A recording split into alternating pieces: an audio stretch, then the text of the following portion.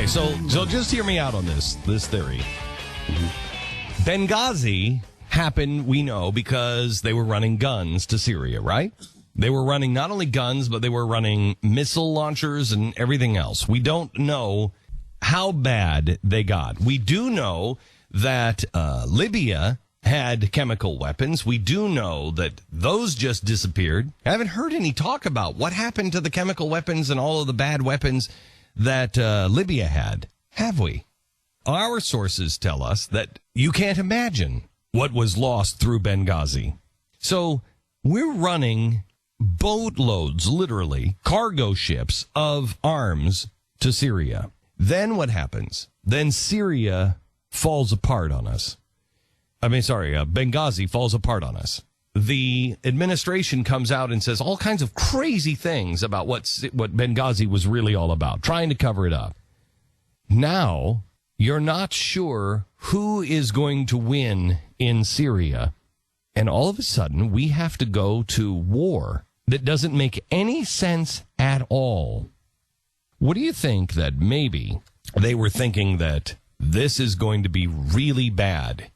Maybe they're thinking that, because remember, why would Assad use chemical weapons? Why? Maybe there's a possibility that he didn't. Maybe there's a possibility that some of the weapons that are being used to do horrible things are weapons that we either lost or helped smuggle.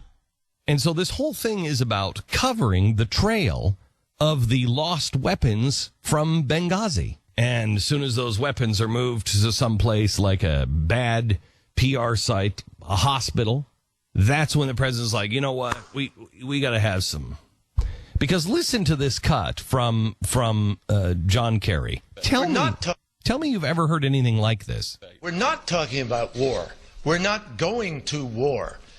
We will not have people at risk in that way. We will be able to hold Bashar Assad accountable in a very limited, very targeted, very short-term effort that degrades his capacity to deliver chemical weapons. That is exactly what we're talking about doing. Unbelievably small, limited. Unbelievably small, limited. Let me be clear, Glenn. Yeah. We're talking about a strike on Syria. This strike would be so small, the Syrians won't even have to clean up after it.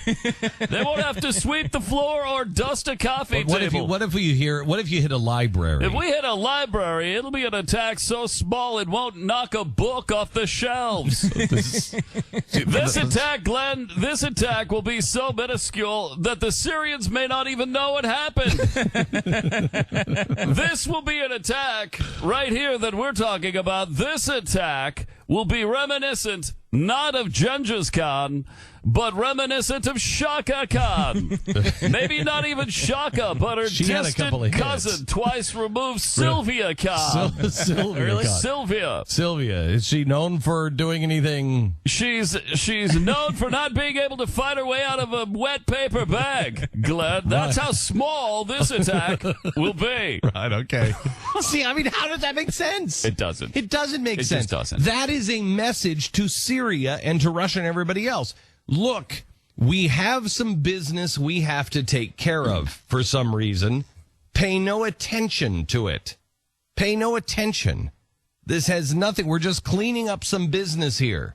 Now, the business that everybody would have you believe, and is probably the right business, is the wounded pride of this administration. That he said, you're not going to do that, and then they did it, and he's like, crap. That's what everybody would have you believe, and it's probably right. But it is also probable and possible that this was a strike so limited, don't worry about it, because we're not really striking against you. We're just trying to get some of those arms that we kind of lost and misplaced. Where did I put them up? Put them in my other jacket, or did I put them on that ship at Benghazi? I mean, because if Assad wins and holds things together, Assad will have the goods, literally have the goods. Imagine the press conference that will be held with Syria and with Russia, with a table full, just like in Michael Bloomberg fashion, of all of the weapons that were stamped with "Made in America" sitting on a table. Imagine how damning that would be to the United States. And it would immediately show that our new ambassador, Susan Rice, is an out-and-out liar, that our president is an out-and-out liar, that our CIA is an out-and-out. It would prove that they have been lying to us. That's worth doing a very small, very surgical. We're not talking war. We're just trying to small. Very small right here and taking care of some things, and they don't even exist. We're going to drop a series of boxes of toothpicks. And then open up missiles too, Stu. We're going to open up a down comforter over Damascus. It's like, all right. We're going to be tucking the kids into bed. We're dropping some pillows. And bedtime stories to get the children. Just surgical. We're dropping doctors out of a plane. It's a surgical strike. We didn't.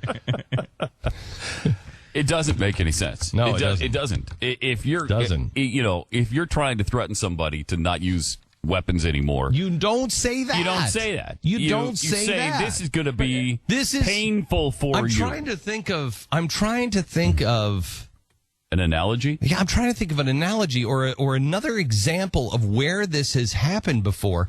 But I know that this has happened before, and it's happened in our own lives. Haven't you ever been in a situation where you can't say anything? And you're trying to help somebody or you're trying to do something else and they get all pissy with you and you're just like, no, dude, listen to me. Would you please listen to me? Listen to me. This is not going to be that bad for you. Really. It's not going to be that bad. Really. Just shh. Quiet. All right. Things are going to be great. And they're getting all pissy with you.